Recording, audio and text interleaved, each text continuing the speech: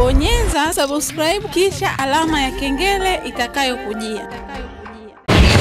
Alright, bana, mambo vipi mfuatiliaji wa KingPower TV? Ni matumaini yangu mzima wa afya kabisa. Bana, katika pita zangu nimekutana na jamaa hapa kwa namna moja ama nyingine ameweza kunieleza mkasa wake ni mzito na kiukweli anahitaji mawazo kutoka kwako kwa namna moja ama nyingine, lakini pia ndani yake kuna vitu vingi ambavyo pengine labda utaweza kupata njia ya kuweza kumsaidia inadi kidogo aweze kupata wafadhali wa hapa na pale, hata kama itakuwa ni ushauri, lakini ni moja kati ya support ambayo itakuwa wewe umeweza kuionyesha kutoka kwake. Na issue kubwa ambayo imeweza kunifanya hata mimi pia niweza kushawishika kuweza kukaa naye, ndugu yetu hapa, yeye ameweza kutengana na familia yake.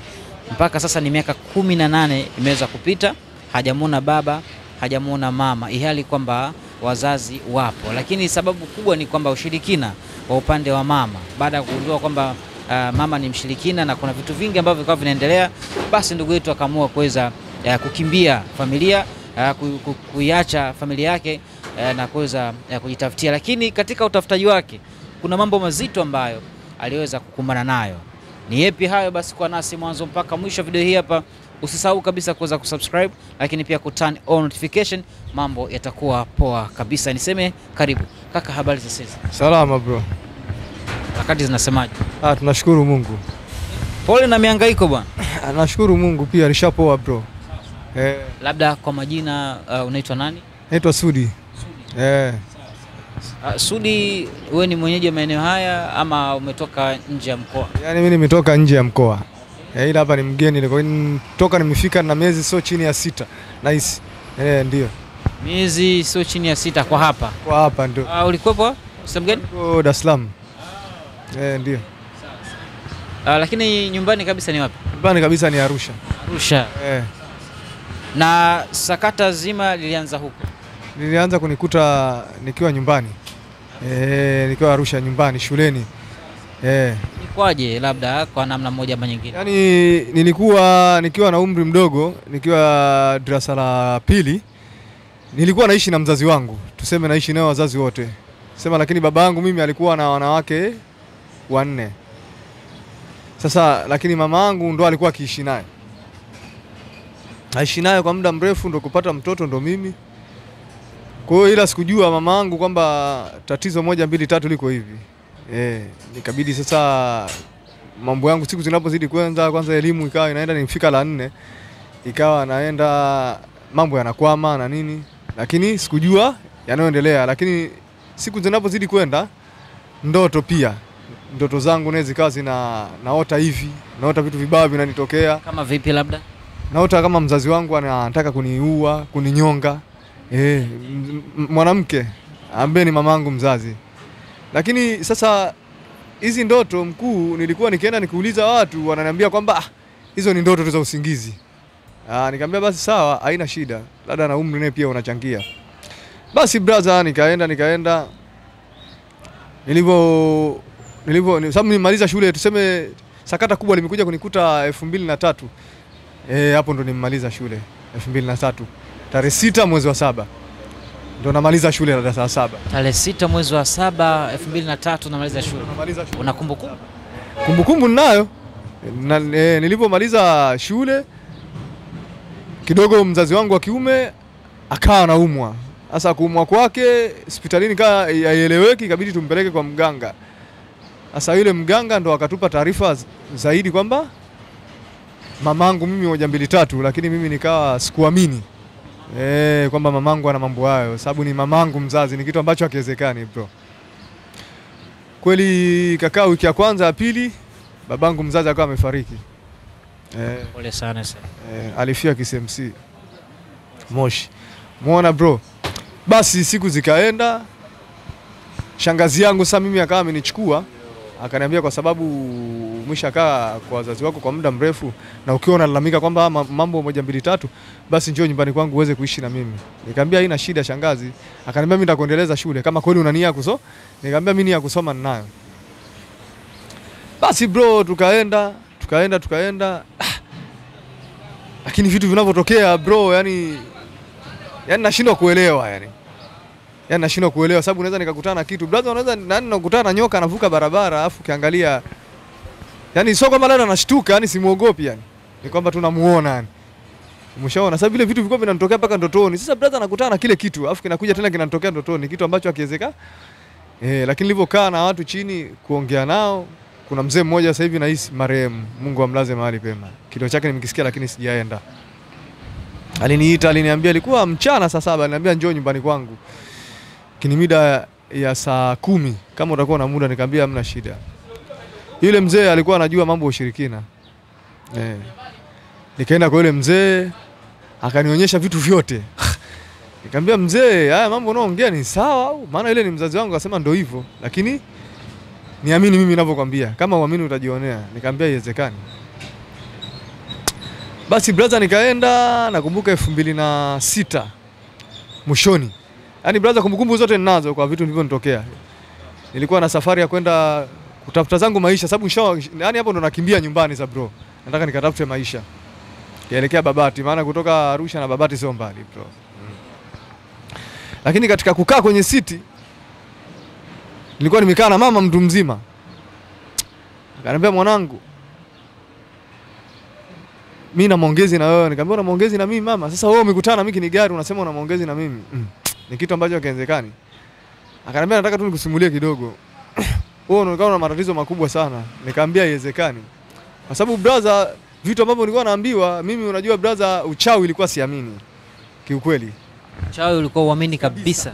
Yaani kabisa siamini yani. Mtu akizungumzia kuhusu swala uchawi namchukulia. Nilikuwa namchukulia huyu ananichanganya kichwa changu. Umeona sasa brother? Basi akanisimulia mawili matatu kuhusiana na kifamilia. Lakini kiangalia kama nilivyoambiwa na yule mzee na yeye, yani kwamba vinaendana, yani vinataka kwenda endana, lakini mimi kawa bado siamini. Yeye mama alikuambia vipi? Yaani huyo mama sasa ndo tumekaa naye sasa kwenye gari, ndo anaanza kunipa story kwamba bwana wewe, kile familia yenu kuna mtu akutaka kunielezea sasa, kuna mtu kwamba 1 2 3. Sasa nikamwambia mama, unaweza kunimalizia story? Akaniambia haiwezekani kwa hapa kini gari, ila naomba. Kwa nini unashukia wapi? Nikamwambia mimi nashukia Babati. Ila nikifika pale Babati itabidi nichukue usafiri mwingine, kuna kijiji fulani naingia. Akaniambia kijiji gani? Nikamwambia bado mimi sijapapata, lakini nikifika pale nitauliza. Ila kama tuko safari moja naona nashukia pale. Akaniambia kwamba yeye anapitiliza, anaenda Katesh. Kwa hiyo Katesh na Babati hamna umbali wowote. Kwa nauli sasa hivi labda imepanda, labda ni 6,000 tu sababu ya mafuta, lakini zamani ilikuwa 3,000. Paka 2,000 pia ukiomba unaenda. Basi brother nikaa nimeshuka pale. Yeye akawa ameendelea na mambo yake, lakini sababu nilikuwa nimeshampinga ni kwamba mama, hebu naomba hizo story achana nazo, mimi na mambo yangu. Kwa hiyo nikawa nimemchukulia poa, naye pia akawa ameondoka. Lakini wakati anaondoka sasa anageuka nyuma ananiangalia. Sasa nikaona kama huyu mama, nikahisi sasa yeye ndo mwanga sasa. Sio kwamba yeye kunisimulia familia yangu, yani nikahisi yeye ndo mwanga. Sababu unaona anaongea vitu ambavyo mimi sivielewi. Basi brother nikawa nimeenda kuna kijiji fulani katika kutafuta kwangu maisha, nikakutana na kazi ya kilimo. Lakini kila anapolipwa hela silipwi kwa wakati. Yaani ambaye mwezi tumekubaliana, sababu kipindi hiyo hela ilikuwa sio sana. Ilikuwa tu 60,000 tunalipwa kwa mwezi. Ila katika kulima kwa mwezi 60,000, lakini mavuno ni tofauti. Sasa ile hela anapewa labda 20,000, 15,000, lakini sasa unakuta brother ile hela yani kizi inavyotakiwa. Na mimi hapo yani kilevi chochote mimi sikijui wala situmii. Basi brother pale nimepiga katika 2009 ndo naingia Dar es Salaam brother. Yani ndo naingia Dar sasa. Sasa Dar nimeenda, kuna sehemu moja kama unaisikia kinani Mnazi Mmoja. Ndo maisha nilipokuwa ni pale town, ndo maisha ambayo nilikuwa nimefikia. Na ulifikia kwa mtu special ama ili? Nilifikia tu maisha ya kiuni, nikakutana na wauni pia. Maana unaambiwa ni wingi wa watu kuna jambo brother, nikabidi nichanganyikane na wale watu. Sasa lakini nilichanganyikana na lile kundi ambalo mimi siriziki nalo kwa sababu wenyewe walikuwa wanatumia madawa kulevya. Ni kitu ambacho mimi nilikuwa nakipinga pia. Sababu nilikuwa nikaangalia ile starehe yao. Sababu nilikaa nao kama wiki 2, lakini sasa nikaangalia ile starehe yao brother kama inawaumiza. Sababu nikaangalia hawaogi, awali chakula ambacho kinapaswa ule, yani yeye anashindia biskuti, soda. Sasa siku zinapozidi kwenda nikaa nakataa. Lakini sasa kuna mtu akaniambia kwamba wewe umetoka wapi, nikamsimulia. Akaniambia sasa sikiliza kitu kimoja. Kama umfika lakini haya makundi na mama kuishi na hawa watu, usiwagongea hata sigara. Nikamwambia hivyo vitu mwenyewe mimi sivitumii. Basi brother, nikaenda pale Mnazi Mmoja kama miezi miwili, nikahamia Jangwani. Kuhamia Jangwani pale ndo katika purukushani zangu na hapa na pale brother, basi pombe mimi ndo mimi, sigara ndo mimi, bangi. Unaje kuingia huko wakati ulikuwa hauko na makundi, alafu pia nikakutana na watu wa nyumbani, yani njia moja. Kwamba anapomuelekeza ile sehemu mtu anapajua, kwa yule mzee nani, hapo ndo nyumbani mimi mwenyewe, nakaa mtaa fulani hivi na hivi. Kwa sasa tukawa tumeenda na wale makundi bro. Sasa kutokana tumeshajuana, siku zinapozidi kwenda mara navuta sigara kidogo naitupa. Kwa hiyo kwenda hapa na hapa gari likawaka, pombe, kwa hiyo ikawa bangi, yani mimi uniambii kitu brother. Basi siku zikaenda brother, nikawa mimi mlevi bangi. Kwa sababu nikaambiwa kwamba unapovuta bangi unakimbiza wachawi. Sasa pale pia ndo nikawa naenda naamini sasa kupitia bangi. Kweli nikivuta brother ni hata usiku nikiwa nalala, yani kuna vitu kama nakuwa naviona kupitia ndotoni au pia hata nikishtuka. Hapo wakati umevuta? Hapo wakati navuta. Kwa hiyo brother, niliamua kuiweka bangi mbele. Nikaenda nikavuta sana bangi. Sababu bangi ndio nilikuwa navuta sana kuliko kunywa pombe. Yani bangi nilikuwa navuta kiasi cha kwamba brother paka unaweza ukashangaa huyu mtu kakutwa na nini. Yani bangi nilikuwa navuta nyingi. Basi katika maisha yangu yanapozidi kwenda 2010, 2012 nikawa nimepelekwa Segerea kwa kesi ya bangi. Hizo kumbukumbu zote nazikumbuka. Ni kitu ambacho nakikumbuka katika vichwa changu, vitu vya zamani siwezi kuvisahau. 2012. Niko Segerea. Kipindi hiyo hamna hata TV. Kwa hiyo maisha pale Segerea naye alikuwa hata chakula ndio ilikuwa hivyo. Pa kulenga na manati. Basi brother, nikakaa jela pale kama miezi miwili. Nikawa nimeachiwa. Nikakaa tena kama wiki 3 nje, nikashikwa tena, nikapelekwa mahakama Site. Ile ni mahakama biashara. Nikaenda jela siku 14, nikachomoka. Kwa hiyo nikawa mzoefu jela, japokuwa brother jela si sehemu ya kuzoea. Na si sehemu sahihi. Na changamoto gani ambazo ulikumbana nazo wakati ukiwa jela? Yaani jela changamoto ambazo nilikuwa nakumbana nazo ni hili, labda ile sababu kila kitu yani kila kitu kwa kuchuchumaa, labda kunywa maji kuchuchumaa, kuongea na mkubwa unachuchumaa, kuingia chooni kukojoa pia unachuchumaa. Kwa hiyo ukitaka kujisaidia kama umeingia ndani, sababu kuingia ndani ni muda ambao ueleweki. Mnaweza mkaingia ndani hata saa 12. Sengine maskani magereza wakivurugwa mnaweza mkaingia hata saa 9. Hiyo pia tulishaizoea. Umeshaona bwana brother. Sasa undani unapokuwa umebanwa na haja kubwa inabidi uvumilie, sababu kuingia chooni kwenye haja kubwa unaingia kuanzia saa 3. Saa 3 usiku brother. Yani hapo ndo mnaanza kuingia chooni. Ila kukojoa ni muda wowote. Kwa hiyo ikifika saa 3 sasa pale chooni kuna manyampara wale kuna manyampara wa sero. Kuna wale cleaner wa choo. Bafuni, kwa hiyo pale kila mtu ana kitengo chake. Kwa hiyo unapoingia chooni na wenyewe pia naonyo wao kwa mikaa yani. Kama kindoa anakuwa mikaa. Unapoingia chooni kwa hiyo lazima uchuchumae. Kwa hiyo brother, ukiingia umekojoa, adhabu utakayoipata pale ni kubwa.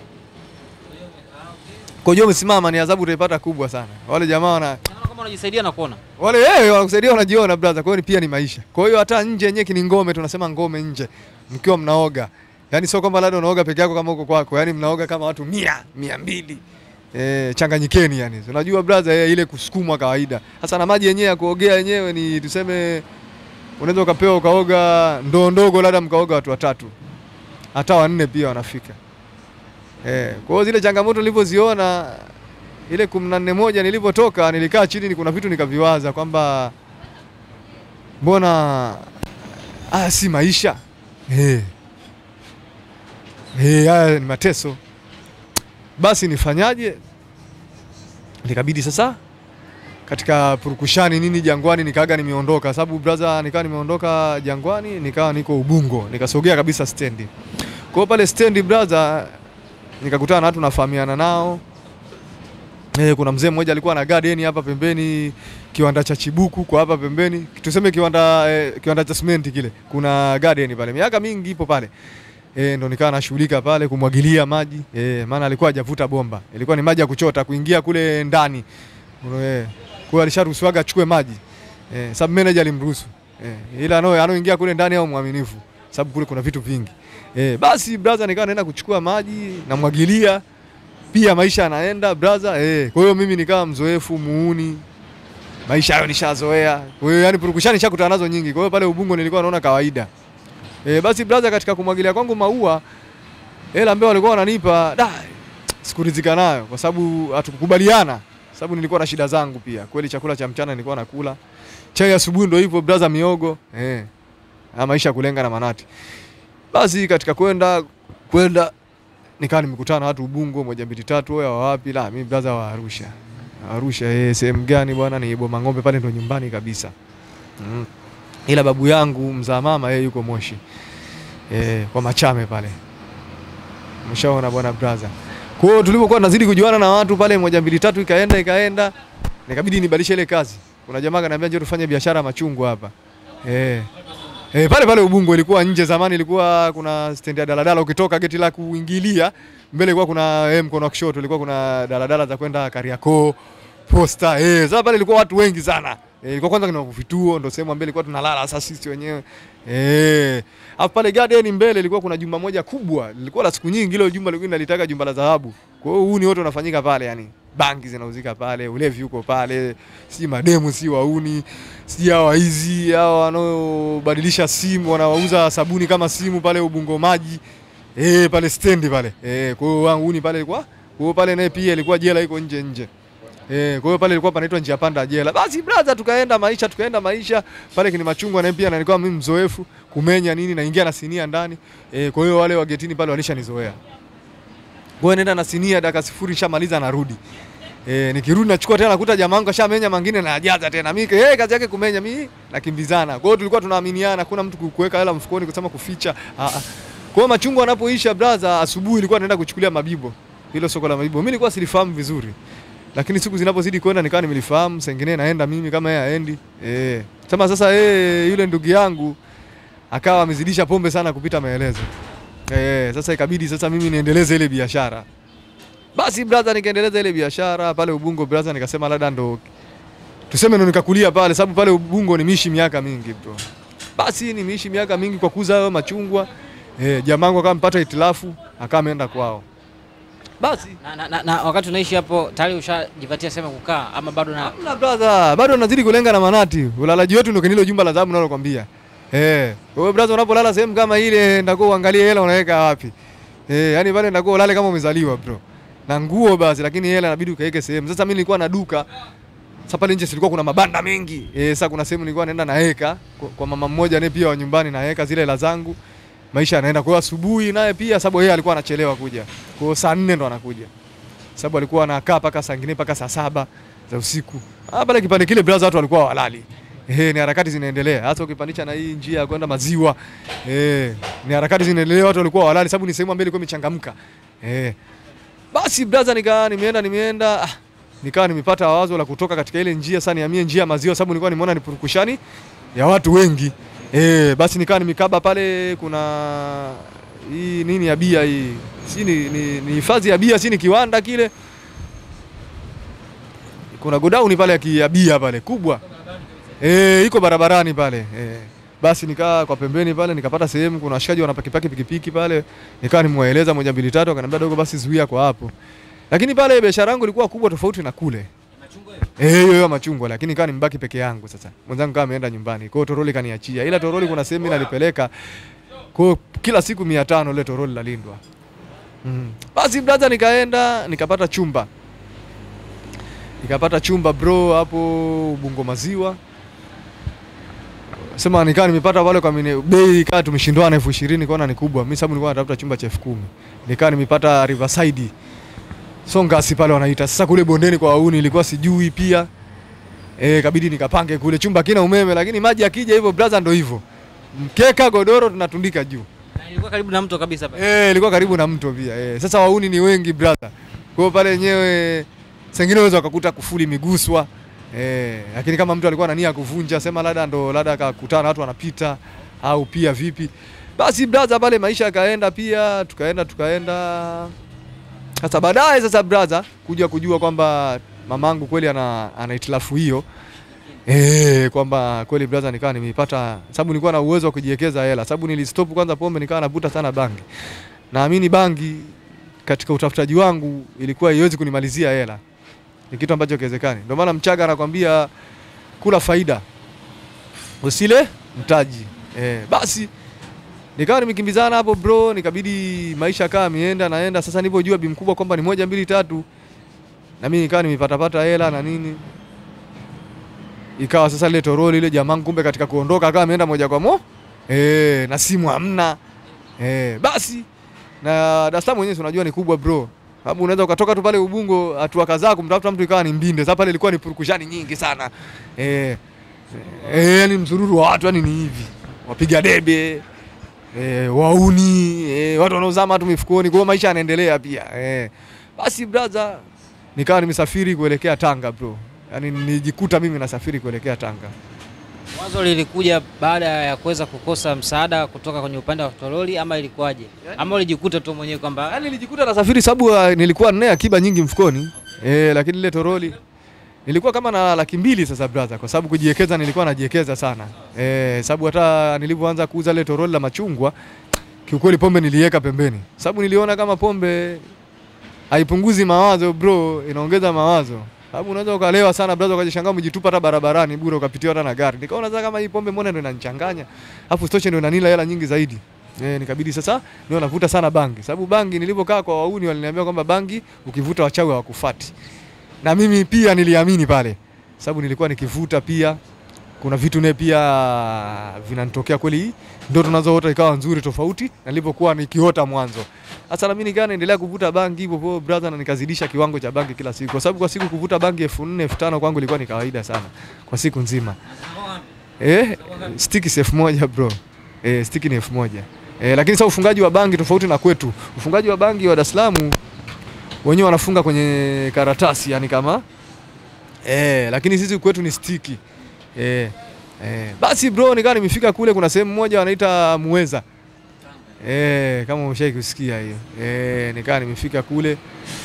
Lakini kasa kuna sehemu nikawa nimefika sababu Tanga ni karibu. Sababu niliondoka asubuhi saa 1. Nikawa nimeondoka. Pale sababu tumetembea ndani ya masaa 4. Sababu kipindio gari zinakimbia bro. Basi nikawa nimefika mapema kama saa 5 saa 6 niko pale. Lakini sasa katika kuuliza watu 1 2 3 kuna watu wamenielekeza. Wakaniambia nenda, kuna mtu akanielekeza, nimekutana na mtu mzima tu katika kumueleza matatizo yangu. Akaniamini sasa wewe unaamini kwamba hili jambo ni sawa? Sababu unaweza ukaenda tu kaibiwa hela ovyo. Nikamwambia hili ni sawa. Yule ni mtu mzima akaniambia bwana sikiliza, haya mambo hebu achana naye. Naomba muamini Mungu. Wewe dini gani? Nikamwambia mimi ni Mkristo. Akaniambia wewe muamini Mungu. Kwa sababu wote Uislamu, Kristo wote tunamwamini nani? Mungu, mtu mmoja tunayemuomba. Wewe muamini Mungu, wewe rudi ulipotoka. Huko watu watakuibia. Kweli nikamsikiliza yule mtu, nikaona sasa mbona ni kweli. Haya maneno anaongea afu ni mtu mzima. Na yeye anasema yeye hapa ndo alipozaliwa. Hapa kazaliwa akakulia hapa. Kwa hiyo nimebidi nimuamini. Ikabidi basi brother nifunge safari niweze kufanyaje? Niweze kurudi. Lakini kesho yake bro, jambo lile kunijia akilini. Lakini kwa sababu nilikuwa nimeshatumia na nauli nini, masuala ya kula. Ila kule nilipoenda sikulala, nikawa nimegeuka. Lengo liko biashara. Ni lengo lilikuwa nikatatue ile jambo. Uende kwa mganga. Niende kwa mganga. Hicho Tanga ukisikia Tanga bwana waganga moto. Bwana nilikuwa naisikia Tanga ya moto sana, na nilikuwa naamini Tanga kabisa kwamba nikienda kule mambo yangu anakaa sawa. Basi brother nikawa nimerudi, lakini kuna hela kiasi ambayo nilikuwa nimeshaitumia. Kwa hiyo katika ile hela ikawa imepungua. Basi ila wakati naondoka sikutaka kuaga washikaji kwamba naenda wapi. Kwa sababu kuna mtu aliniambia kama unaamua kuondoka ondoka kimya. Basi nikawa nimerudi, washikaji vipi fresh? Vipi huko ulipoenda? Nikamwambia kule ni fresh kabisa. Nenda kuangalia biashara, ila kutokana na naona na kule bado inaendelea kulipa. Basi tuendelea kufanya huku na huku ili tuweze kutawanyika. Sababu toroli moja tukiwezi kaa watu watatu ni kitu ambacho hakiwezekani. Kwa hiyo kile kipato kinakuwa ni kidogo. Maana tulishaongezeka tukafika watatu. Sawa tumekutana wote, hatuna sehemu hatuna ndugu, hatuna sehemu ya kulala, sehemu maalum labda useme. Basi brother tukaendelea kupigana. Lakini brother kuna siku nimelala nimeota ndoto bro, hiyo ndoto sasa ndio imefanya sasa mimi baadaye ndo nikaujua uchawi, kwamba uchawi upo. Nimeota ndoto yani nimekutana na nimeenda sehemu yani kama Changanyikeni yani kama ni baa yani, si unajua kama tuseme kama pale kwa rasi ile Changanyikeni. Sasa mimi ni yangu yote ile sehemu mimi niende nikale nini? Nyama. Lakini sio kwamba nikanywe pombe, nikale nyama. Lakini sasa napokaribia ile sehemu pembeni naona watu wanachoma nyama afu wamejazana wengi yani kama mnada fulani yani. Yani nyama zinachomwa yani bado sijasogea karibu. Si unajua ndoto zilivyo brother. Nikaa nimesogea ile sehemu lakini sasa nikaona katika ule ushiriki wa nyama watu wanapochoma namuona ni mamangu mzazi naye ndo anachoma zile nyama. Nikambonyeza brother mmoja nikamwambia brother vipi hizi nyama vipi? Akaniambia hizi nyama fresh hela yako tu.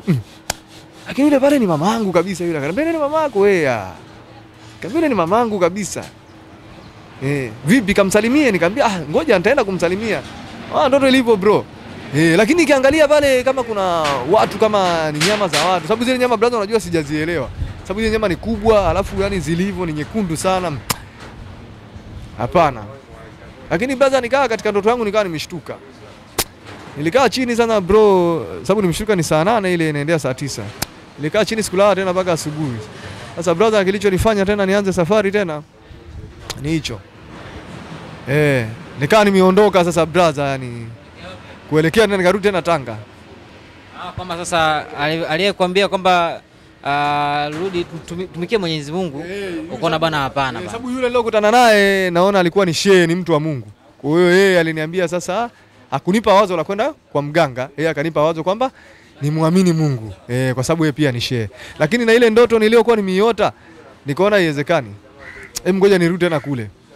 Kuna sehemu moja nikaa nimeenda Tanga mjini, kuna sehemu moja wanaita Makorola kama unapajua, barabara ya 7. Yaani bwao unaliona lile. Sasa basi nikaa nimefika ile sehemu, na ile sehemu nilipofika katika imani yangu nikahisi nimefika sehemu sahihi. Basi kaa nimekutana na kijana tu, ilikuwa ni makamo yangu. Nikaa tumesalimiana pale fresh nini. Nikamwambia bwana mimi na shida na kitu moja 1 2 3. Akaniambia basi poa, hamna shida, ngoja mimi nikupeleke. Kweli akanitoa pale akanipeleka kuna huyo mama, ni mtu mzima, ni mtu mwenye miaka kama 60 na kuendelea. Nilipofika pale nikaanza kumuelezea na nini. Yule mama akaniambia bwana ni kweli. Kwa sababu yule mama nilikuja kuamini kwamba ni mkweli. Sababu mimi nilikuwa siwezi nikampa mtu hela yangu hivi sababu mwenyewe nitafuta kwa uchungu. Lakini yule mama story alizokuwa wananipa zimenyoka kinyama yani. Bwana oya hivi 1 2 3 hivi na hivi. Kwamba mtu anoshiriki haya mambo ni mzazi wako. Nikamwambia mama kama ulikuwepo. Akaniambia mimi naelewa kila kitu. Sasa basi kwako mimi hapa yule ni mzazi wako. Huwezi kusema kwamba unataka majukumu ya kusema kutaka kumuua au kumharibu, ni kitu ambacho hakiwezekani. Kwanza kumbuka kabeba mimba miezi 9. Sasa kufanya kitu kimoja, mimi nitakupa kinga.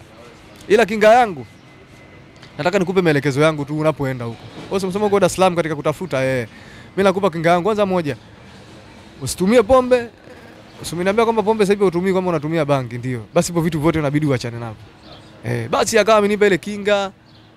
Nikawa nimeiweka mfukoni, akaniambia kwa sababu umesheka mfukoni, hiyo kinga mbele nimekupa wewe sasa uende naye huko. Hiyo kinga mimi sijakupa biashara. Kwa sababu ya kumuota mzazi wako na kutokuonana naye yani kindoto na nini asikupate yani. Lakini story alizonipa kwamba wachawi wanasafiri na ungo bro.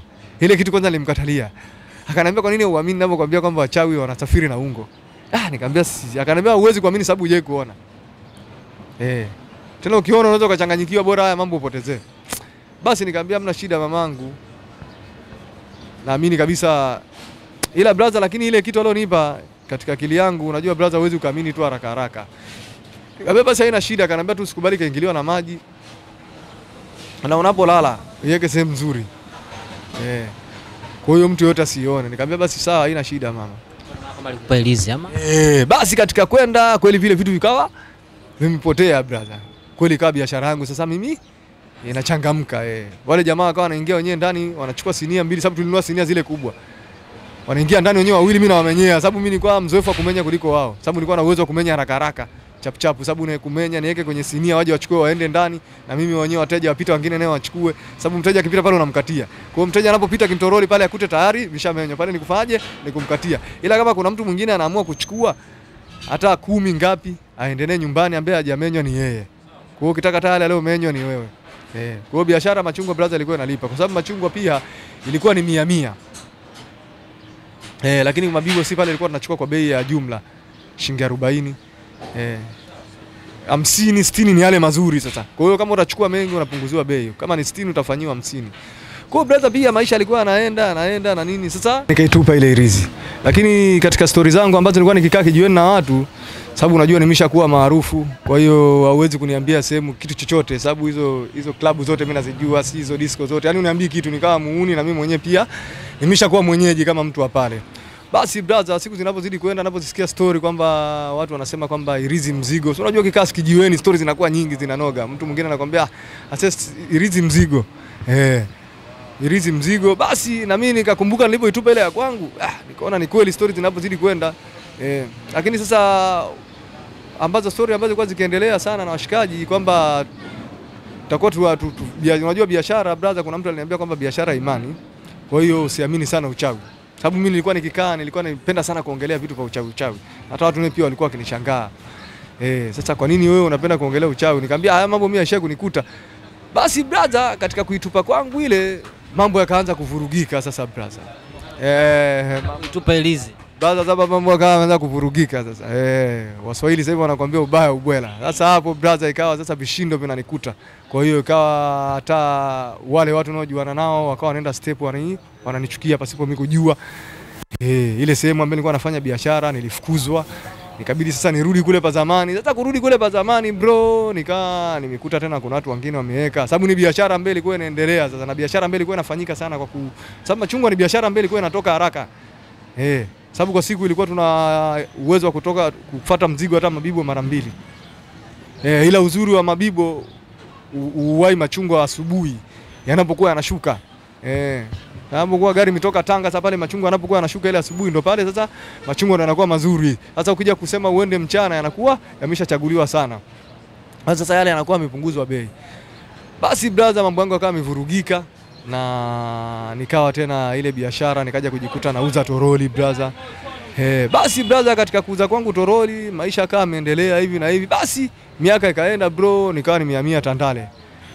Pale sokoni kutafuta zangu maisha, nikawa nabeba mizigo bro. Sema ndo hivyo, naweza sengenewe sababu sio mwenyeji sana, sengenewe naweza nikakosa kabisa. Lakini hela ya kula siwezi kukosa. Sababu unajua chakula cha Dar es Salaam kikubwa sana hadi asubuhi kama miogo. Sababu unaweza ukanywa ukala tu miogo zako 5, ukanywa na maji ya kandoro siku ikaenda. Hiyo unaweza ukaipiga pasi ndefu wanasema Waswahili.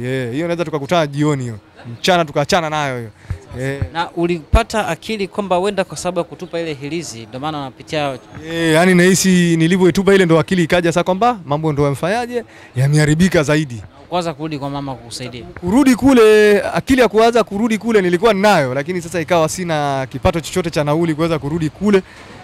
Japo napajua, lakini hela nikawa nimekosa, na siku zinapozidi kwenda nilizidi kukosa hela ya kuweza kurudi kule. Kwamba nikaamini kabisa brother, hiki imeshakuwa ni kishindo sasa kikubwa. Basi brother, pale Tandale nikakaa kwa muda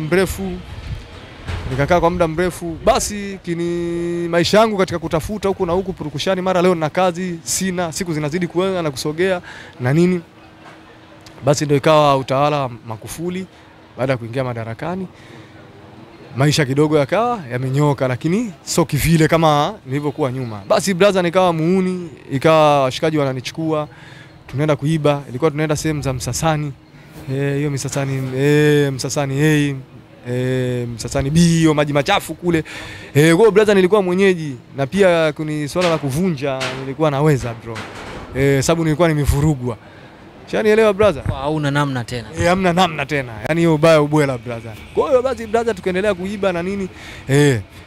Kwa hiyo brother, katika kukimbizana, sababu utawala Magufuli alivyoingia mwaka wa kwanza wa pili, ikawa nilipata kesi ya kuvunja na kuiba. Hiyo kesi ilinigharimu sana.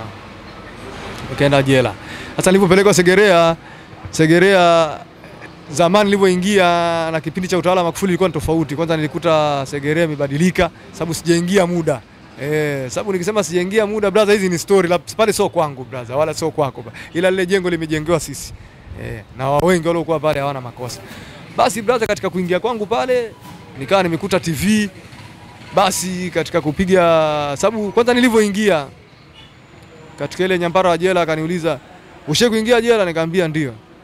"Kwa hiyo unafaa kurudiwa kufundishwa au?" Nikamwambia kwa nje hapa Ngomeni sifai kufundishwa, ila labda mkanifundisha sheria za ndani, labda huenda zimebadilika.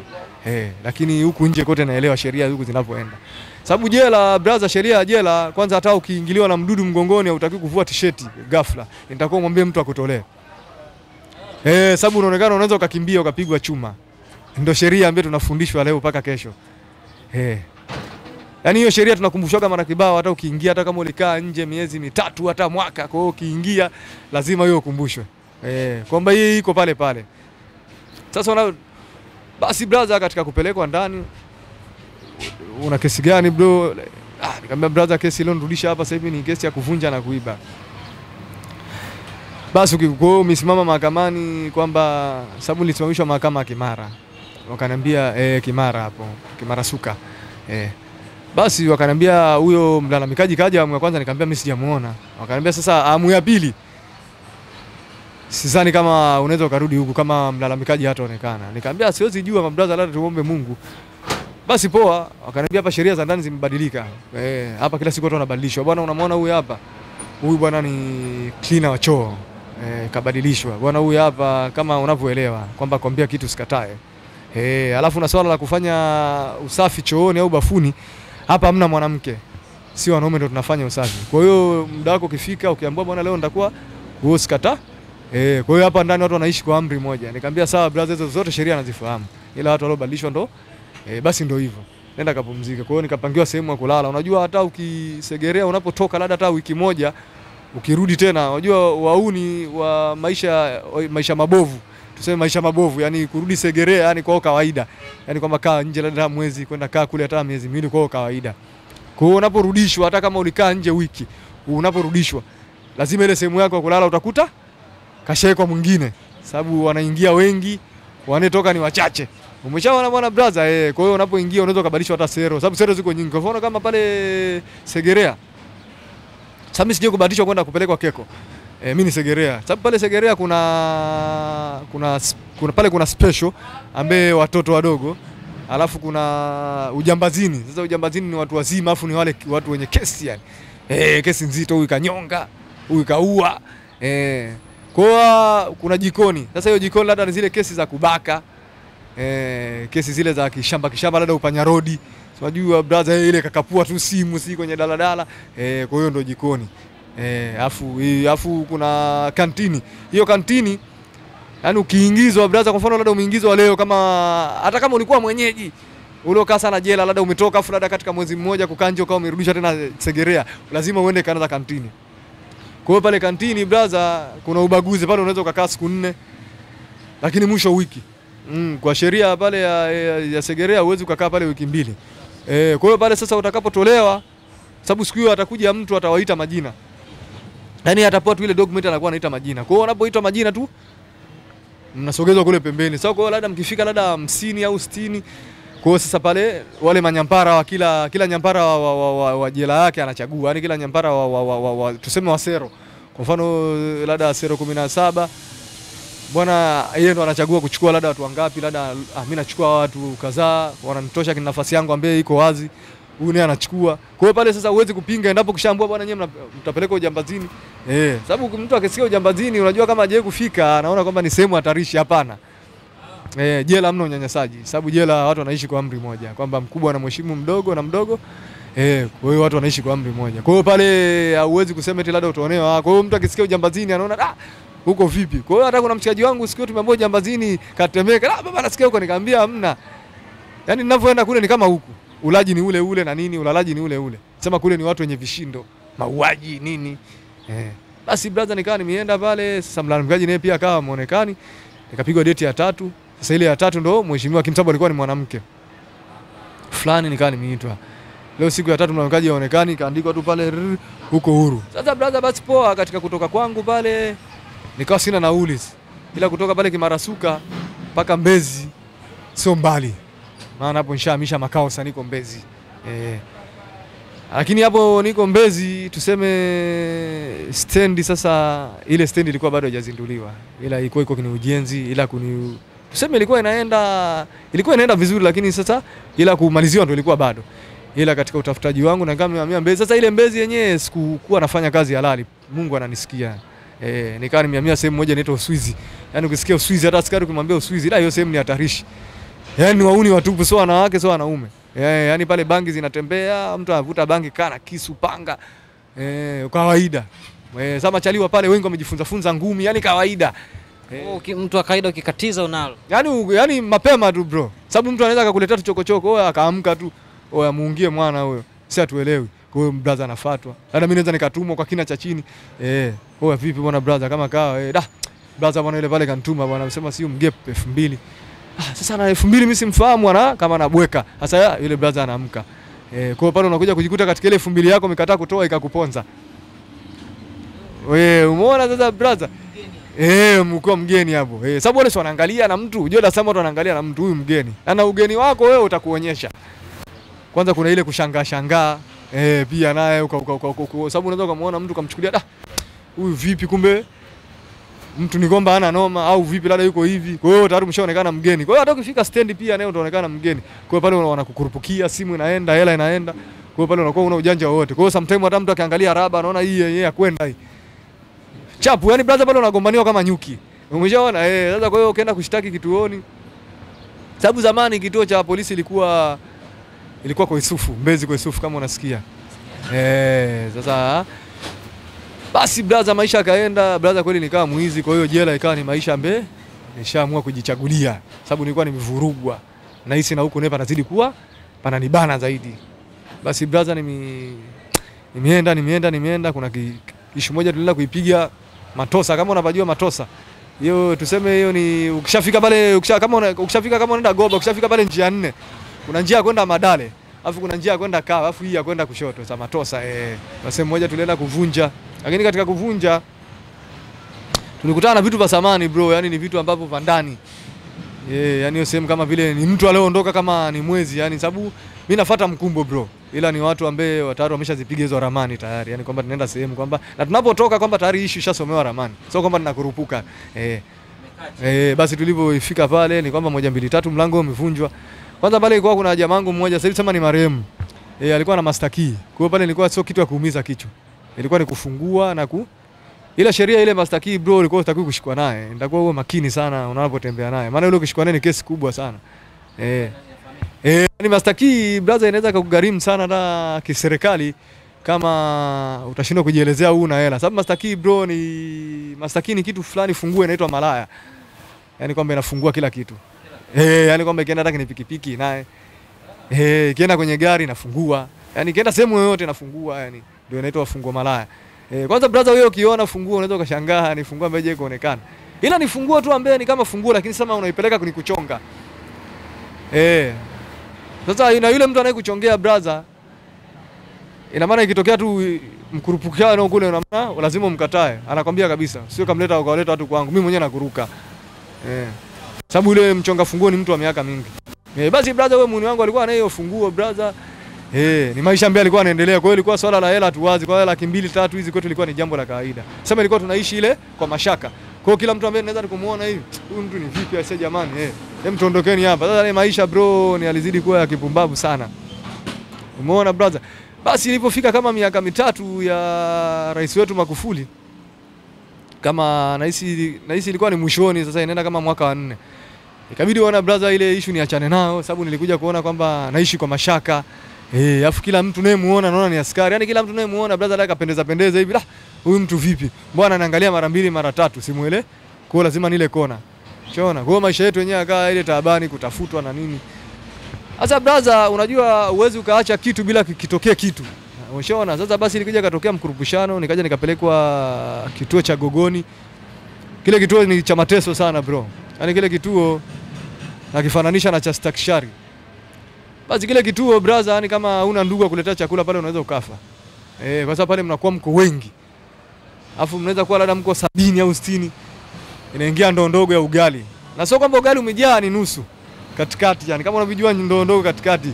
Kwa hiyo sasa pale ugali katika ugaiwa brother mnagawa tonge moja. Unanyosha mkono hivi.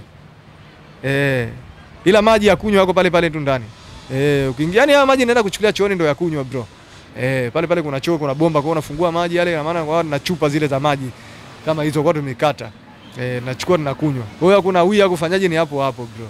hiyo ukishatoka chooni ni sehemu ya kulala ndo kama hii. Sasa pale na maana inachoingia kishaingia kile chakula tu kwenye mkono hivi ndo basi hiyo. Imevita. Basi brother nikakaa pale na maana wale walikuwa wamezamiria yani kwamba yani wanifundisha adabu kwa sababu mimi walikuwa wanaangania kwamba niwaeleze ukweli kwamba wale ambao watu niko nao wako wapi. Kwa hiyo ni kitu ambacho walikuwa wanalazimisha mimi niwaambie ukweli na kitu ambacho nilikuwa naweza kikataa. Kwa nini niseme ukweli? Ni kitu ambacho kiwezekani sababu brother nilishakuwa sugu kwanza. Kwa hiyo kukutana na mapanga nini kupigana na watu kwangu ilishakuwa kawaida. Kwa hiyo ilikuwa ni ngumu kuwaambia. Baadhi wakaniambia kama hutaki utuambie wenzako walipo, si hapa na yani hapa utafia hapa. Nikamwambia ni sawa, haina shida yoyote. Sababu hata ulaji yenyewe tayari utaniua.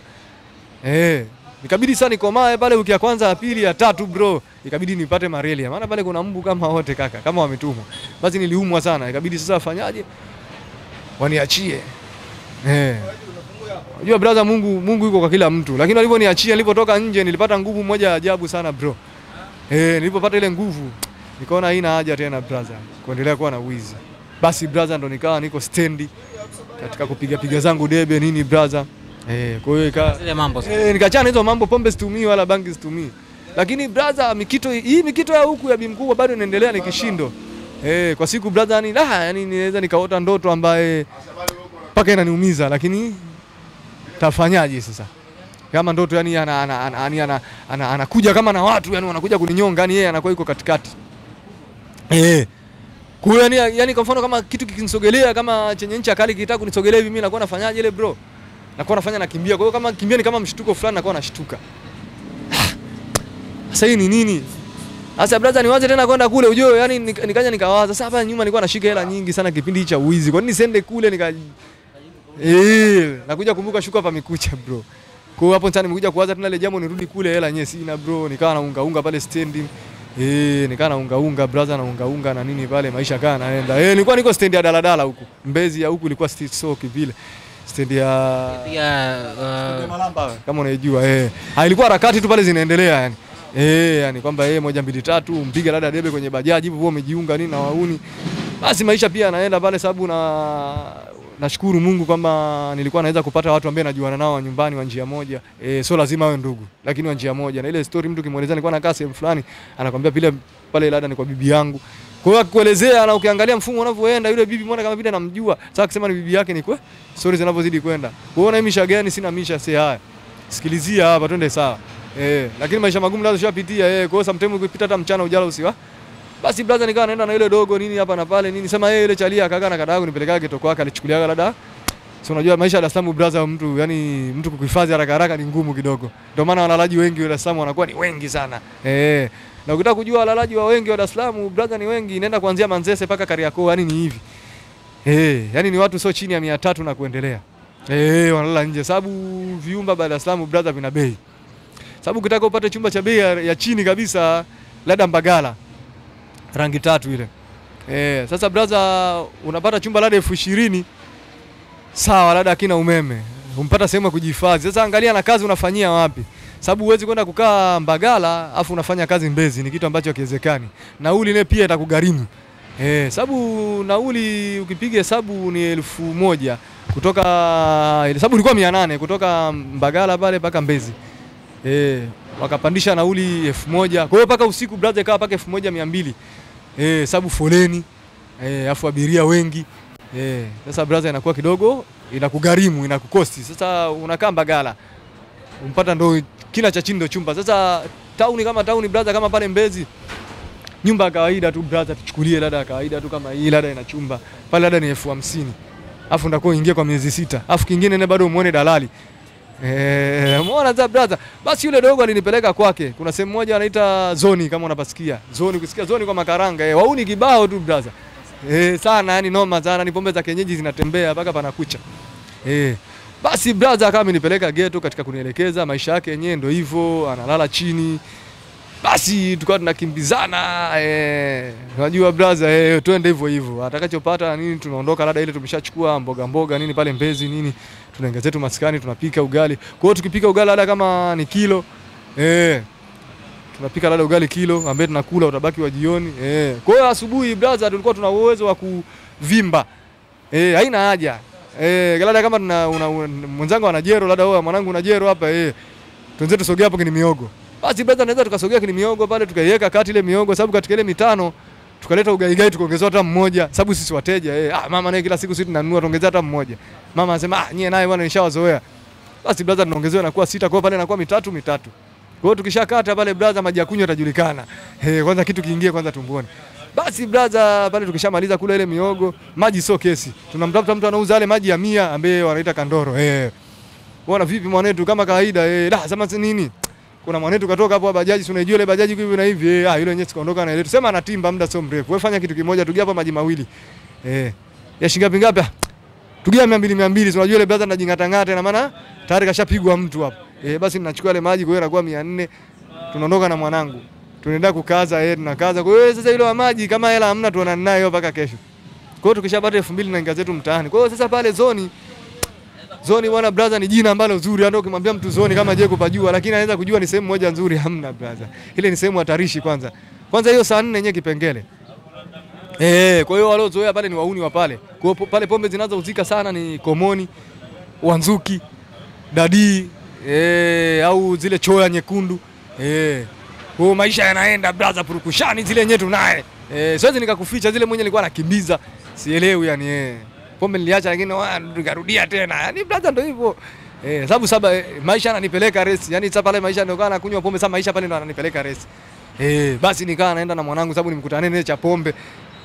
Twende kazi. Lakini brother mimi ninavyoamini kutumia kitu ambacho hakipo kitabu cha Mungu au lazimishwi. Na mimi ukiniambia makundi naye kingine bado nakataa. Kwa sababu brother ukisema makundi inakuwa uongo. Kwa sababu kwamba ukiweza kuwa na hofu ya Mungu na kuwa na imani, bwana hiki kitu chale mimi sikitaki. Inawezekana bro. Lakini useme eti mtu kakupa. Hivi brother mtu anaweza akakupa kitu kibaya kweli ukapokea na ukanya. Haiwezekani lakini mimi nilikuwa nishavurugwa. Kwa hiyo sielewi nipo vitu nishatumia nikaviacha kwa hiyo nikaendelea. Basi katika unywaji wetu wa zile pombe nikawa nahamia sehemu moja wanaita stendi ya Malamba. Pale wanaita NMB pale ni kuna benki gani pale ya biashara hiyo benki kwa nyuma. Walikuwa wanaita kwa nani? Sasa pale ndio ilikuwa pombe zinauzika sana paka saa 7 za usiku. Paka saa 6 za kienyeji hizo brother. Kwa hiyo zile pombe brother ilikuwa tunakunywa zile dari sababu zile zinatengenezwa kama na ugali sababu ndio zinapoanza kutengenezwa zile. Sasa brother ilikuwa tukinywa hizo sometimes tunashiba. Kwa hiyo ina maana hata msosi yenyewe inakuwa. Kwa hiyo tukishalewa na mwanangu barabara nzima ninatamba. Kwa hiyo sasa stendi ya Malamba ile tushakuwa wazoefu ina maana hata bajaji sisi tunapanda chafu sizoni tu hapo chapu nauli 500 lakini sisi ugaigai. Wewe mwanetu kamata hii hapo nyuma mimi nakamata hii hapo. Kwa hiyo pale kwanza tunaanza debe pale. Debe kapakia mshikaki sisi tunaning'inia huko. Hiyo ndio ilikuwa habari ambaye ipo hiyo.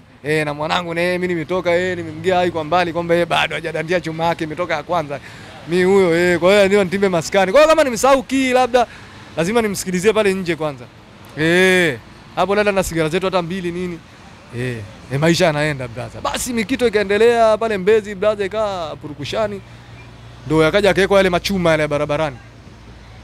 Kwanza kwanza yaleko machuma yale barabarani yani kwamba mkuu wa mkoa akatutangazia kwamba alitangaza akatoa taarifa habari kabisa nadhani kila mtu aliangalia kwenye TV na kwenye radio kwamba mtu atakayevuka katika hizi chuma kwamba ukigongwa kama utakuwa hai ni kama vile umegongwa na treni. Hiyo kesi itakuwa kwako. Kama umekufa pia dereva anaruhusiwa kwenda. Hiyo maiti itachukuliwa itapelekwa tu sehemu husika.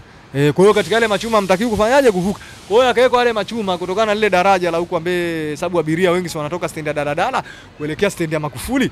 Sasa kupita chini na maana ilikuwa watu kupita chini ikawa viongozi wakaangalia sasa mbona wanapita chini ni wengi. Hafu gari zinakuwa zinasema zinaweka foleni na ajali zikawa zinatokea nyingi sometimes wanavuka walevi bro. Kada bado hajawekwa machuma. Sababu ilikuwa watu wanalewa kuna sehemu moja wanaita Makapetini. Daraja yani daraja alimeshajengwa. Chuma sasa. Chuma sasa ilikuwa bado hazijawekwa. Kwa hiyo pale ilikuwa vifo vingi. Sababu unakuta mtu analewa pale Makapetini. Sababu Makapetini brother ni sehemu moja kubwa, yani si ni kuelekezaje. Sababu wauza pombe wenyewe wako sio chini ya 40 na. Kwa hiyo ni sehemu kubwa sana. Kama leo unaamua kunywa kwa mama nani hapa, leo huku unaangalia na pombe yenyewe tuonje kwanza. Hii yenyewe tunakaa hapo. Sasa brother zile pombe ukishalewa, sasa ile kuvuka sasa. Mtu labda anavuka, labda achukue bajaji, labda anakaa Malamba mawili labda. Pale anapita kalewa. Unajua pombe haina akili bro. Kwa hiyo mtu anachukulia poa. Ile gari akiangalia hivi kashalewa brother. Unajua pombe ilivyo. Unaona gari iko mbali. Mara washangaa kumbe gari hapa kiko, watu wale walikufa wengi. Kwa hiyo ikabidi yawekwe wale machuma. Sasa kipindi anaweka wale machuma, sisi brother tulishangaa. Lakini brother, katika utafutaji wangu wa maisha kokote nilipotoka, kwa pale nilipofikia Mbezi kwangu maisha nilikuwa nishachukua fair play. Kwamba liwe na liwe. Kwamba Segerea nishakaa sana, nishaenda sana. Japokuwa si sahihi tu kwenda kula au si sehemu nzuri. Japokuwa watu wanasema ni chuo kikuu, hamna, sio chuo kikuu. Hiyo ni bari ni maneno ya washamba tu, wajinga nazidi kuota uongo bro. Basi pale mimi nishakuwa mzoefu na maisha mimi nishazoea brother, sometimes hata nikipitisha sijala. Kwa hiyo mimi kwangu nilishakuwa kuona kawaida. Basi brother akawekwa yale machuma, alikuwa anashangaa anapowekwa yakawekwa. Lakini yale machuma tulichangaa yanazidi kwenda. Yakapita pale sheria zamani. Yakapitiliza yale machuma. Yakafika sehemu moja kabla kuna maroli yanapaki mengi mkono wa kushoto, sasa ndo uanze kuitafuta kwa msuguli. Wewe uanze kuitafuta kwa msuguli sasa. Yale machuma sasa aliishia hapa mwanzo. Basi ndo baadaye tukaanza kusikia mkuu wa mkoa akitangaza kwamba atakayevuka hapo au kupenya akigongwa atajua hamna kesi, dereva anaruhusiwa kwenda. Basi watu wakawa wengine wametii sheria, ila wauni sasa muuni anaona nikapande kwenye daraja kule. Sio kweli, muona mbali hivi hapo yenyewe shakula vyombo. Kwa hiyo pale sasa brother ilikuwa kuna sehemu ya kupenya. Kama una mwili mwembamba kama kwangu pale ulikuwa una uwezo wa kupita. Ila kama una mwili fulani hivi kupita inakuwa ngumu. Sasa basi siku zilipozidi kwenda brother, kuna wauni usiku wakawa wametoa vile vyuma pa chini. Sababu pale palipotengenezwa kuna sehemu moja kama kuinama fulani maji yanaingia. Sasa pale siku kuna mwanya, sasa wauni pale wakaenda kutoa zile chuma. Yaani kuanzia kwa Isufu. Daraja la kwa Isufu mpaka mwisho. Umeshaona? Sasa zile chuma zilipoenda kupimwa ijulikana, lakini serikali ilipofika asubuhi na kuangalia zile chuma zimetolewa, walikereka sana. Ikabidi mkuu wa kituo pale Mbezi aingilie kati kwamba wauni wote wanaoishi maeneo haya. Sababu ulikuwa ukivuka yale machuma pale chini ilikuwa kama kuna chaka fulani yani. Sababu zamani ilikuwa watu wanafanya biashara za pombe za kienyeji, wauni wengi wanakuwa wako pale wanalala pale, ilikuwa wanaita kwa waule. Unajua mwenyeji hata wa Mbezi kumwambia kwa waule la anashangaa. Unaona wao ilikuwa hiyo sehemu. Sasa ile sehemu ni hatarishi. Sasa lakini mkuu wa mkoa aliruhusu wale mabanda bomolewe sasa pope upe. Kwa sababu haitakiwi kufanya biashara yote ile wamachinga wanatolewa utawala tuseme siku zinapozidi kwenda tuseme labda utawala wa mama, sababu mzee alisha kufa. Utawala wa mama wale machinga wanapotolewa na nini. Basi bro ikabidi yale mabanda kama mivunjwa pale, tukao sometime ndo hivyo pose tukao tumikosa pale, ikabidi ndo watu tuhamie wapi, Makapetini. Basi brother katika kuhamia Makapetini kule sometime ndo kuna sehemu kubwa tu ya kulala, hata ukilewa utalala. Lakini usilale tu na hela au simu, utafokolewa. Waizi ni wengi na uwizi wa pale Dar es Salaam wa simu au hela mfukoni, mtu aweza akakusachi, lazima apitishe kiwembe kikali anunue kabisa ili aweze kutoa ile simu na hela. Basi brother maisha yakaenda, ikabidi sasa ile sehemu hakuna mtu kuonekana. Kwa hiyo ile sehemu ikawa ni hatarishi kwamba ukishikwa, kwa sababu tulishafika step brother ilikuwa kuna mabomba chini. Sasa yale mabomba ilikuwa tuna mtindo tunachukua msumari tunatoboa. Sababu uogaji wetu naye ikawa tabu. Sababu kuoga chocha kulipia kwa 1000. Sasa 1000 kwa muuni uongo. Tukatoboa lile bomba. Basi katika kutoboa wakawa wamekuja TANROADS wameangalia ile bomba lilipotobolewa, maji yanabakika ni mengi, wakapiga picha pale, wengine wakachukua video. Sasa wakasema sasa hiyo wanachukua tuko hapa tuna time. Ndio kwanza navuta bangi yani atuelewe. Sisi askari akija ndio tutakimbia lakini sio wao. Sasa wakasema kwamba wakawa wameita DAWASCO wakawa wamefika. DAWASCO wakasema sisi tumeshaongea hapa mpaka tumechoka, ila kwa sababu wauni wanajifanya wenyewe sio waelewa, ila sisi nataka tuongee na wenyewe wanatusikia hapa kwa sababu wanaleta dharau. Atakaye shikwa sasa hivi hapa atabidi apewe kesi ya uhujumu uchumi. Sisi wanapoongea na sisi wauni tumeshakula mambo yetu atuele, tushavurugwa kwanza brother, ni maisha tuvuruga yani. Kwanza yani tumechanganyikiwa. Kwa hiyo akiongea na brother kesi ya uhujumu uchumi utampa nani? Kwanza jela nya kwetu brother utatuambia nini? Kwanza sisi kule tuna mageto tunalipia kodi kwa mwezi. Basi poa haina shida kwa sababu ni kauli zenu ambazo mnaziongea haina shida. Basi brother wale DAWASCO waliamua kuiziba lile bomba. Lakini sasa walipoliziba brother ndani ya siku 2 wakatukosesha pozi. Sasa ikawa sasa pale katika lile bomba katika kulitoboa pale chini ilikuwa kama kitu tumechimba. Kama maji yale yanapotoka yawe pale. Ina maana siku nyingine hata kama atakuwa hayatoki pale kama kisima tulishirikiana kuchimba yawe pale. Kama ila tulishapiga kwamba unataka kunawa au kuoga inabidi uchukue ndoo pale kini majani ujaze ndoo kaoge pembe, lakini sio hapo utachafua maji sababu kuna wengine wauni wanapiga mswaki. Unajua maisha ya Dar es Salaam brother ni magumu. Sababu unakuta mtu anatembelea begi, nguo zake ziko kwenye begi, sehemu ya kuweka mswaki, mswaki uko kwenye begi. unakuta shuka. Kwa hiyo anakuwa anatembea na ghetto full. Na nilipoteza marafiki wengi kupitia hiyo barabara kwa sababu walipoingilia viongozi kati kwamba nyie Elohim yatoa haya machuma na mlisharuhusiwa hapa msikae tena, sababu aliotoa haya machuma hajulikani ni nani. Ilifika toa mkafukuzwa kabisa. Tukafukuzwa kabisa yale maeneo. Lakini sasa na sisi wenyewe bado tunazidi kuleta uchizi kwamba serikali sinaongea inaondoka, sababu haiwezi kusema inakesha na wewe. Kwa hiyo akiongea sisi tunarudi. Sababu ni sehemu ambaye tulikuwa tuna uwezo wa kupata chochote. Ni sehemu ambaye ilikuwa tunaishi kama kempu. Pale ilikuwa kuna sufuria, maisha yanaenda.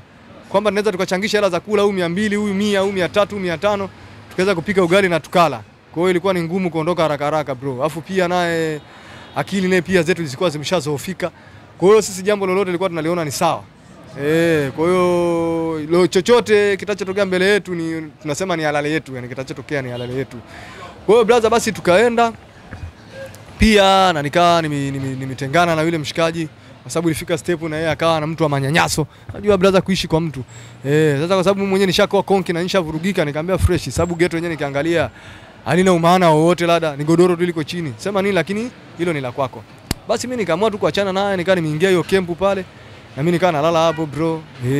Sababu kiukweli maisha niloishi Mbezi nilishindwa kupanga. Kwa sababu Mbezi vyumba ni bei kali sana. 50,000. Sana labda ukutana na nyumba hakina cha chini labda ni 30,000, lakini hiyo yenyewe sehemu yenyewe uweze kukaa. Sababu hiyo sehemu inakuwa ni wauni wengi sana. Basi brother, nikaa nimeenda kini 2000 na Mungu alivyonijalia kini 2013 na hisi mwishoni. Mwishoni na hisi kini 2013 mwishoni.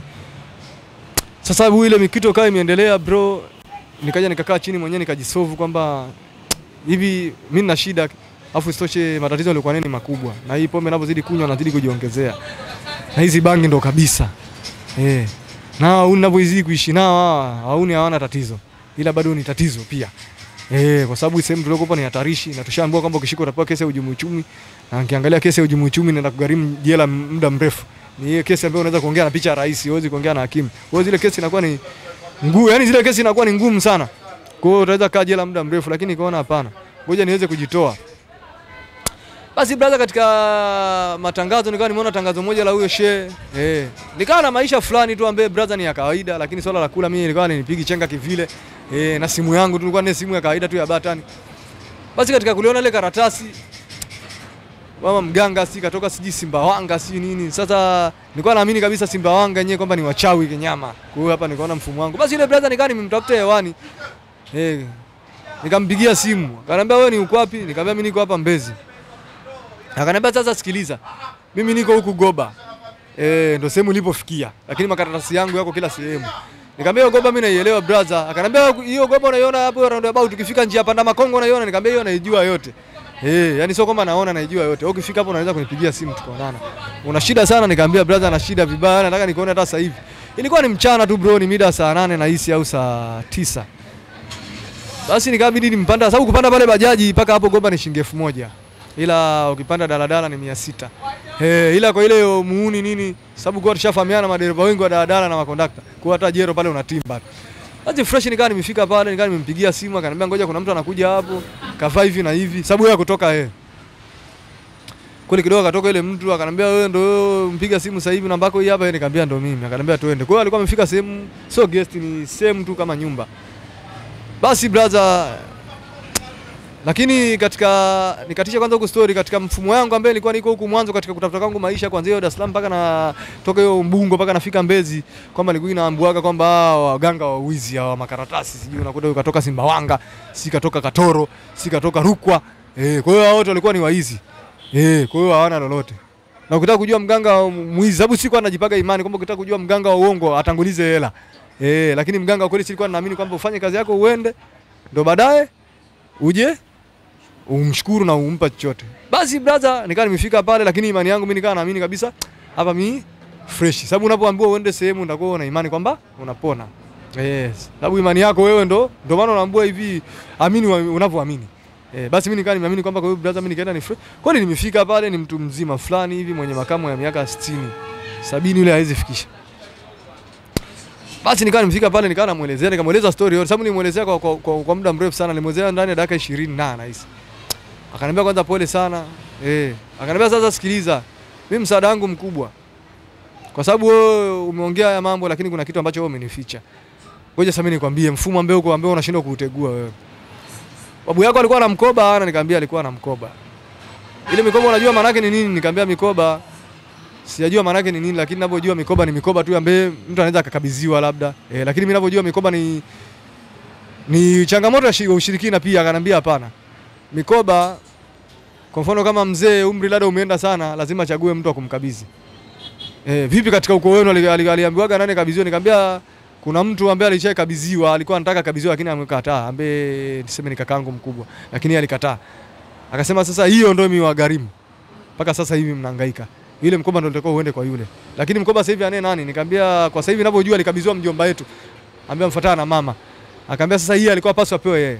Ndio pale mambo yenu yalivyo. Kwa hiyo nyenye usiangalie tu mama. Sawa mamako si mimi nikiangalia hapa kini mashine zangu. Kweli mamako pia mshirikina. Alafu ni mkubwa sana, yani ni mshirikina ambaye alishiriki akiwa hajawazaa nyie. Kada hajawazaa lakini nyie mmekuja kujua kwa sababu mmeshakuwa wakubwa. Ila cha kukusaidia kwangu mimi hapa kuna pande mbili.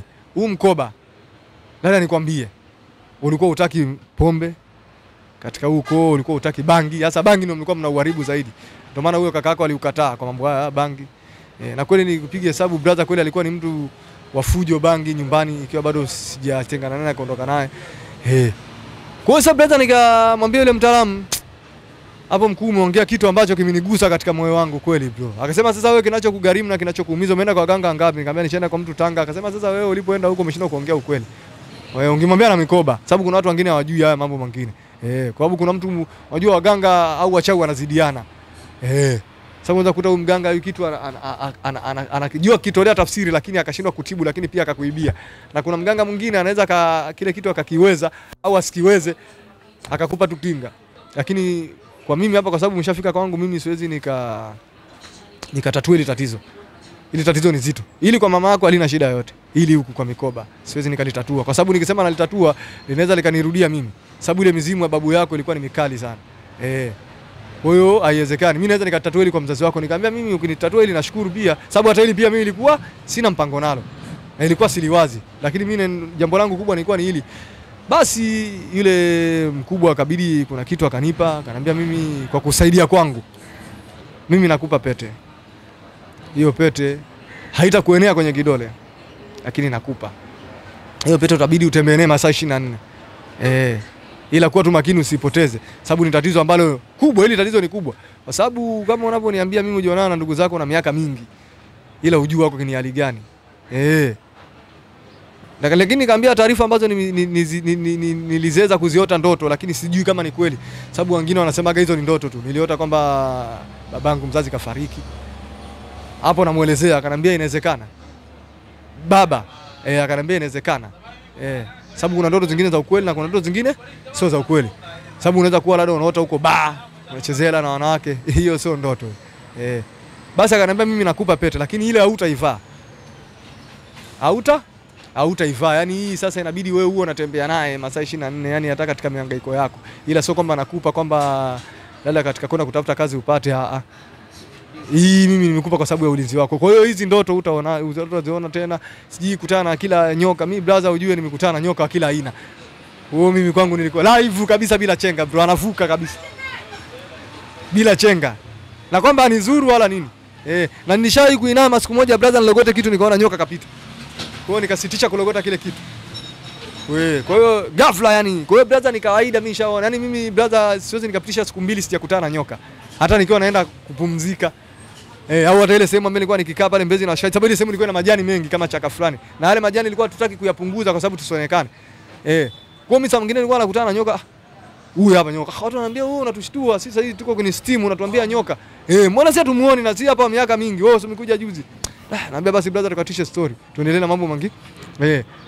Lakini sasa nikaja nikakaa pembeni nikaona kwa sababu hili jambo mbona mimi kama vile mimi kwa mimi nalijua. Kwa hiyo haina haja kuwasimulia watu wengi. Kwa hivyo vitu brother nilikuwa nakutana navyo. Basi nikabidi sasa sometime nilikuwa nakausha. Sababu unaweza nikakiona kitu afu nikamwonyesha mtu akakataa.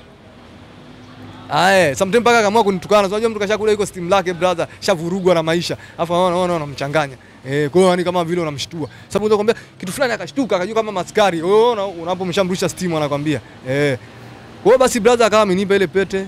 Akaniambia hutaona ndoto yote mbaya. hautakutana na hivyo vitu ambavyo ulikuwa unakutana navyo. Kwa hiyo ndio itakuwa kinga yako. Mimi siwezi nikakukataza labda kunywa pombe au kuvuta bangi, hiyo ni starehe uliojichagulia wewe. Hiyo mimi kwangu haipo. Ila bibi ndo nimekupa hiyo kinga. Basi brother alinipa hiyo kinga. Akanambia nakupa siku 4. Usinipe hela kwanza. Ukishaona maendeleo yanavyoenda hizi siku 4, nitakuzidishia siku 3 hiyo wiki.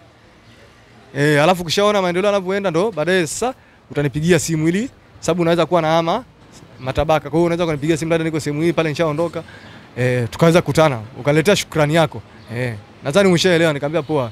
Kabidi nimkaa nimeondoka naye nikapiga hesabu sasa nitaiweka sehemu gani nimeweza kuchukua pochi. Sasa katika kuingiza kwenye pochi inakuwa inaonekana mituna, inakuwa sio kweli. Nikabidi tu niweke mfukoni. Basi katika kwenda kwangu nikawa na sengine natumia majukumu ya kuiweka kwenye funguo. Zile raundi za funguo naweka. Kwa hiyo nikifika ghetto pia naiweka. Aliniambia ukifika tu sehemu unapopumzika unaiweka popote. Yaani kama sehemu yako kama ni ghetto, kama hata unalala na mshikaji, utaamua tu kuiweka. Kwa hiyo hata mshikaji akuuliza hii vipi? Mbona sijawahi kuiona? Wewe mkaushie. Mwambie nimechukua sababu ya urembo. Mbona haikutoshi? Mwambie tu urembo. Endelea kumwambia tu hivyo ili abidi kupotezea hayo mambo. Basi brother, kweli siku ya kwanza, ya pili, ya tatu, ya 4 fresh brother, sikutani hivyo vitu, ndoto hamna mbaya. Sasa nikawa naota zile ndoto brother ambazo za watu ambao nilikuwa nikisoma nao shuleni. Nilikuwa nikiota ndoto niko na washikaji. Yaani ndoto naota nzuri brother. Sababu ndoto ambazo nilikuwa naota zamani na hizi tofauti. Sababu nilikuwa naota watu waliokufa. Yaani watu wamekufa miaka mingi na naanza kuwawaza. Sometimes nakuja labda ajali ile ilitokea pale Mbezi, labda mtu alipitiwa na ile gari labda kakanyagwa basi labda ya Morogoro, sababu kulikuwa kuna gari nyingi zinaamua. Sababu pale ilikuwa kuna madaraja pale yanatofautiana. Sababu ukitoka geti la Mbezi la stand Mbezi ya Makufuli, ukisema uje hivi uondoke na maana unaondoka moja kwa moja. Ila ukisema uende hivi ukazungukie daraja lile la juu kule, ukazungukia shule ya zamani ndo unakuja kuteremka huku chini. Sasa ina maana kwamba unaenda parking ya Isufu pale, ile parking ina maana gari bado haijajaa, kwa hiyo lazima ukaongezee pale abiria. Kwa hiyo sasa ina maana watu walikuwa wakigongwa wakikanyagwa pale, unakuta muuni kakanyagwa, sababu unakuta mtu kakanyagwa tumbo huko nje. Sasa zile ndoto brother unakuja kuta mimi ndo naziota sana. Sasa nikimwambia hata muuni ananiambia za mwanangu, mbona hii ishapita kitambo sana, hii ndoto unaotaje sasa? Ananiambia ndo hivyo, au una matatizo labda akikwenu, na mkatalia ananiambia hamna. Sasa unaotaje ndoto ambaye si hatu yote? Na tukumbusha mtu kashakufa kitambo. Basi brother, yale mambo ikawa tena kwangu hamna. Mpaka sasa ninapokuambia mambo hamna. Ikawa tunaota tu sasa hivi. Na mimi naota sasa hivi ndoto za masela. Naweza nikaota yani sasa hivi naota ndoto za watu waliokuwa hai. Lakini zamani sio kuota ndoto ya mtu aliyekuwa hai. Naota tu ndoto huyu kafa. Huyu kafa. Labda hii ndoto alikufaga bibi yangu miaka mingi. Kwa hiyo kwa siku naweza nikamwota nikawa namfululiza labda siku ya kwanza, siku ya pili, siku ya tatu, ikafuliza hata wiki 2 nzima. Nikakaa siku 4 nisimuote. Kwa hiyo wale watu waliokuwa hai si waote. Lakini sasa hivi brother naota watu waliokuwa hai, naota na watu nyumbani ambao nilikuwa nao zamani kitambo hiyo, japokuwa sijaona na muda mrefu. Kwa hiyo alinipa ile kinga brother, ndio mpaka sasa hivi ninayo. Na natembea nayo. Kwa hiyo niliambiwa unapokuwa unatembea nayo, endelea kutembea nayo sana. Ila ikifika kama nyumbani umeamua kuiacha umeenda kuoga, basi maisha pia yanaendelea. Basi brother, mimi nimekuja challenge hii na mimi mpaka sasa na miezi 6. Sina muda mrefu. Mama hujazungumza naye kabisa? Yaani nakwambia brother na miaka 18 bro. Hata kukanyaga hiyo nyumbani sio mama. Sababu nilishaingia Dar es Salaam brother nikawa muuni kwanza. Sababu ni kwanza licha tu muuni brother, unajua unapoingia ile jiji sometimes unaamua kufanya hili jambo kwa sababu ila haipaswi. Sababu unajua kuta ndio maana Dar es Salaam unaambiwa kuna kila aina ya mtu. Bro, pale kuna wehu, kuna machizi brother, yani kuna watu wamevurugika. Kwa hiyo unapoenda kaile sehemu lazima kile kitu kama hujawahi kutumia lazima unaotataka. Sasa unajua kuona sasa ukikumbuka labda nimetokaga labda nyumbani labda nimezulumwaga urisi. Unajua kwa labda umevurugika, unaona ile kitu na mimi leta nikamate hapa. Hii kali unakata, mara nimekuzoea labda bwana mwanangu lete double kick hata nusu hapo tukate, ndo maisha yetu yanavyoenda. Kwa hiyo siku zinapozidi kwenda brother inakuwa inakuingia kwenye akili yako. Sababu pombe haiwezi kukuingia kwenye damu bro. Sababu unaweza kuiacha. Ile unakuwa unaingia kwenye akili yako. Kwa hiyo kila ukikaa ukiwaza pombe. Kila ukikaa ukiwaza pombe. Ukija kuwaza labda mzungu wako na urisi, ukija kuwaza labda na mke wako labda mliachanaga labda 1 2 3, tena kaja kuolewa na mtu tu. Kwa hiyo ukija kumwaza na mke wako na ile familia inazidi kukuchanganya na pombe ndio unazidi kunywa pombe. Sasa kwa hiyo brother nikaja nikakaa, kumbe pombe ipunguzi mawazo. Bari inaongeza. Tena brother unaweza ukajiua. Sababu unaweza kujikuta ukajichanganyia hata sumu kwenye pombe brother, ukajimalizia hiyo mazima. Umeona bwana brother. Lakini sasa hivi kiukweli pombe nakunywa lakini sio kama zamani. Ila bangi kiukweli situmii. Yani bangi toka nimeacha na muda mrefu sana. Ila sasa hivi ni pombe na sigara. Sigara kiukweli navuta nyingi kwa siku. Nazo una mpango wa kuziacha? Yaani hapa kitu ambacho sigara nimeanza kuvuta muda mrefu brother, lakini kila nikisema niitoe katika nafsi yangu pia au kwenye akili yangu na pia niisahau kama vile anaposaulika mwanamke, lakini bado inanishinda. Sababu kuna mtu aliniambia kwamba ukitaka uache sigara chukua maziwa yaliyotoka kwenye ng'ombe bado ya moto. Uchukue na ugoro uchanganye afu unywe. Brother unataka kuniua? Nikamwambia haiwezekani. Kila kitu ni maamuzi.